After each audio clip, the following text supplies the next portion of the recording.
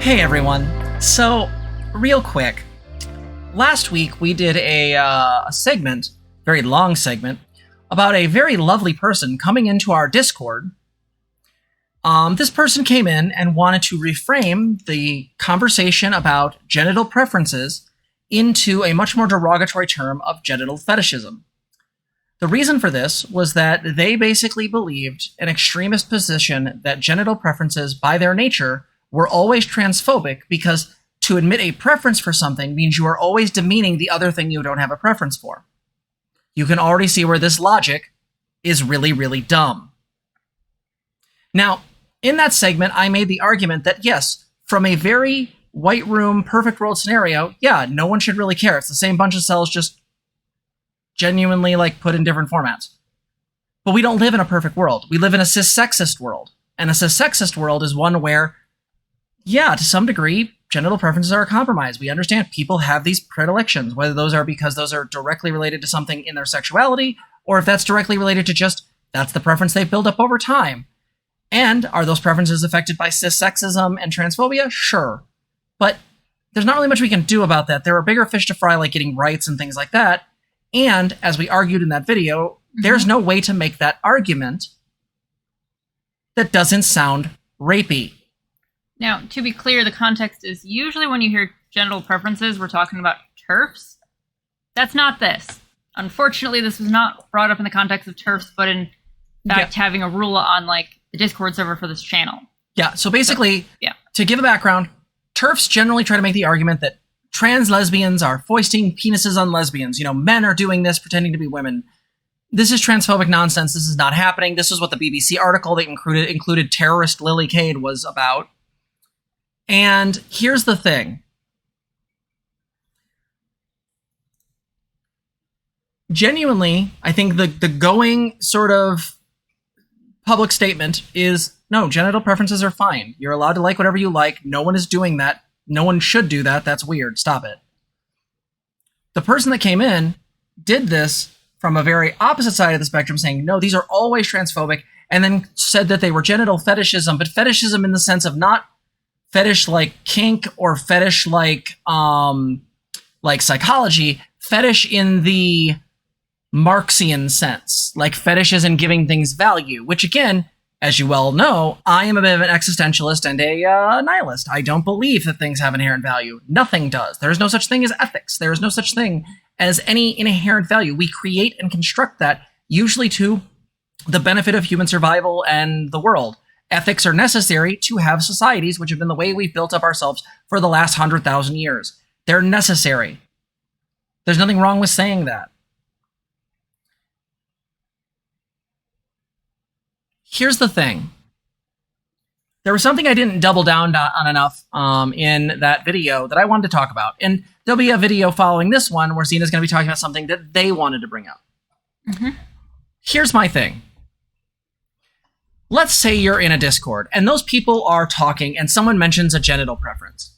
Ignoring the fact that we're not going to enforce beating anyone up on that. I mean, obviously if they're being transphobic, there's a problem. Well, but again, the issue with you is being transphobic, not you having a preference. Yeah. But if they're just expressing a preference, then here's the question. How do you make that argument? Because to me, I would be questioning the intentions of that argument. If you're trying to say that this person is somehow immediately dismissing or devaluing other people's parts because they really like these parts, first off, that's a bad argument. That's just dumb, right? As we said in the previous video, you know, you can like vanilla and not hate chocolate. What are you doing here?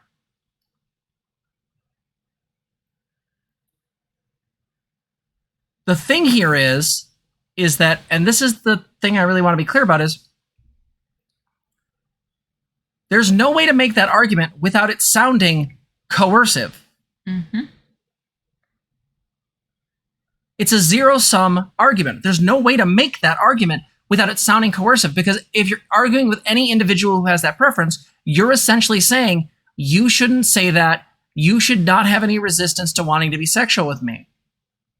Because the person never follows up and says something to the effect about, you know, there's still attraction, there's still whether or not you actually want to be with this person. They never bring up the consent in these arguments, they just bring up, you're being transphobic. But they're not. expressing a preference isn't an issue. Expressing that preference because you don't like trans people is. For example, the super straight thing isn't saying you just want to date cis women, which is weird, but I guess that's fine. It's saying you don't want to date trans women because in your mind, they're not women. This is inherently built into that argument, which is why that's not a real identity and why this whole thing doesn't make sense. Now, again, I see people in chat being like, this is a bad argument. I'm going to be really clear with you. I do think there's some questions from a sort of Julia Serrano kind of perspective about genital preferences and cis sexism. I don't think that's not a bad conversation to have. But in the world, in a practical sense, there's no way to make that argument because it sounds like you're being coercive. And so this is what I'm trying to get through to people. And I have to ask this question. I am not referring to kink. I'm not referring to consent, non-consent play. I am not referring to playful resistance that's been previously agreed upon. What I am talking about is, why do you want to fuck people who don't want to fuck you? Mm-hmm. Someone make it make sense to me. Like, I'll be a bit blunt. Here's the thing. When I was younger, especially after a lot of drugs, I had issues with erectile dysfunction. Now I don't give a shit about it, but back then it was hard. My sense of self was connected to my performance. And so the thing for me is if my partner wasn't interested or whatnot, there was no chance in hell I was going to get ever ready, so to speak. What it took was, one, getting out of my head and some therapy, but two, it also took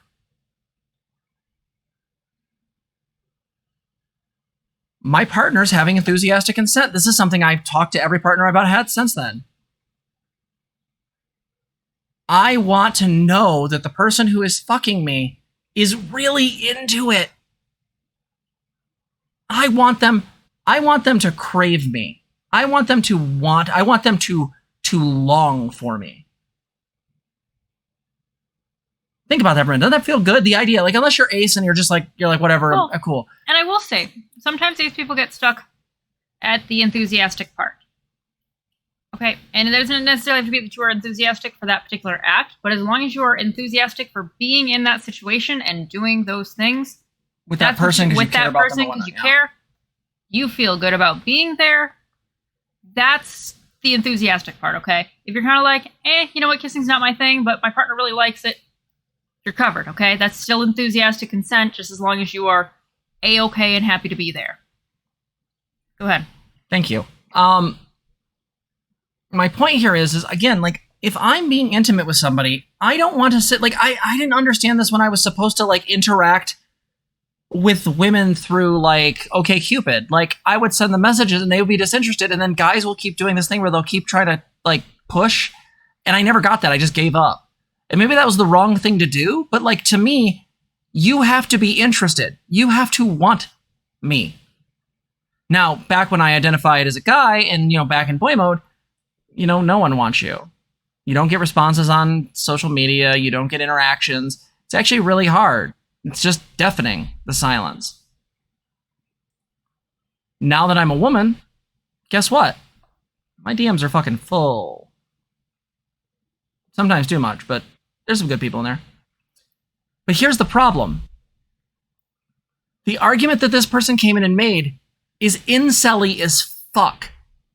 Have you ever seen incel forums? Don't go on them. They're awful. Yeah, don't do it. But these wretched human beings will make these conversations about, let's see, everyone should have a, like, socially, like, a socialist-esque, that's true socialism, but, like, a sort of governmentally mandated wife, and they have to have the same looks level that you do, or, like, you have to get girls before they've been sexual, which is why a lot of incels are also, really interested in teenage girls.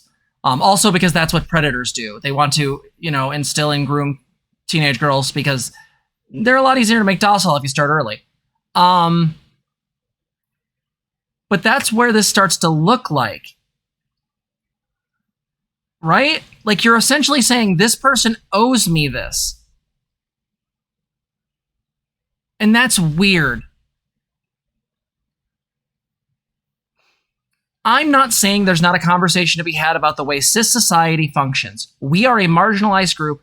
We have body parts that are non-normative. Sorry. I'm going to be really blunt with y'all. The actual SRS I'm considering is literally like, keep the part I like, get rid of the parts I don't, so I can both do the action and also have the action done to me. Because, fuck it, be a Fuda, whatever, I'm good. Here's the thing.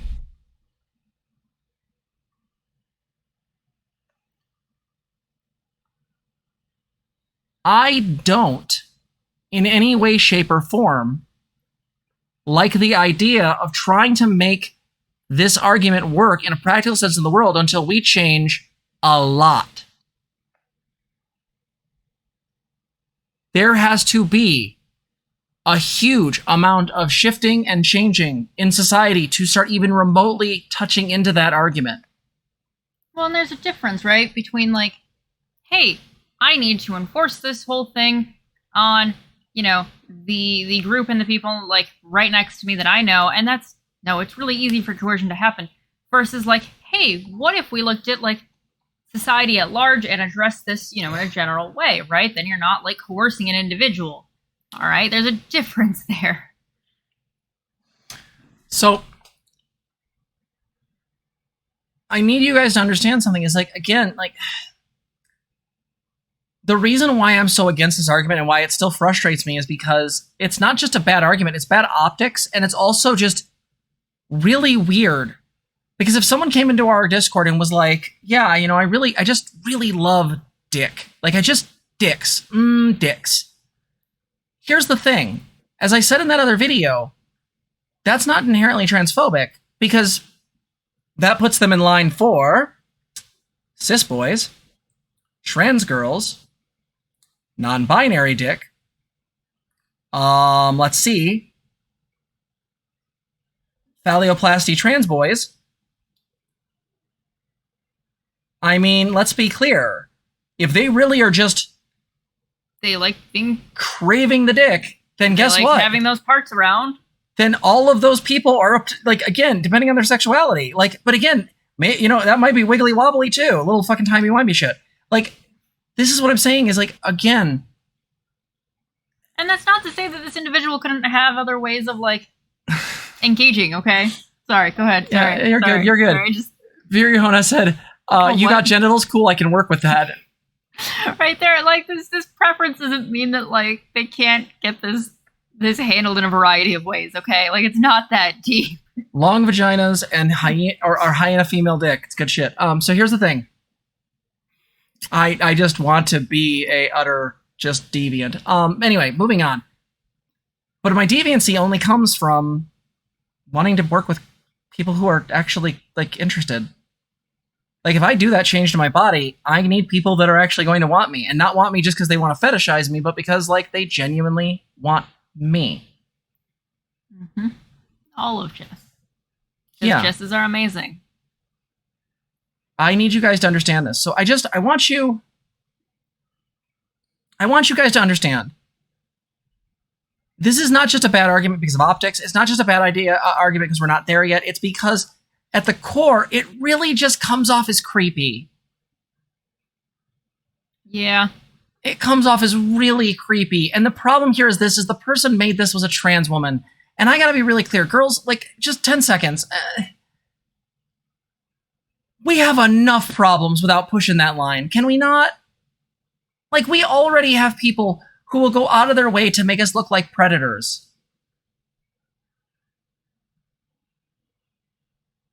Like, like, how much, like, actual history do we have of trans women being framed as these awful predators trying to get to women? Or I mean, God, how many times did RGR call us pedophiles for wearing a cute choker? Goddamn. We have enough problems pushing against that without doubling down on this shit. You have to be smarter than this. Pick your battles, folks. So that's just my little rant. Power is fun as a play toy. It's not a thing you should put over people. And again,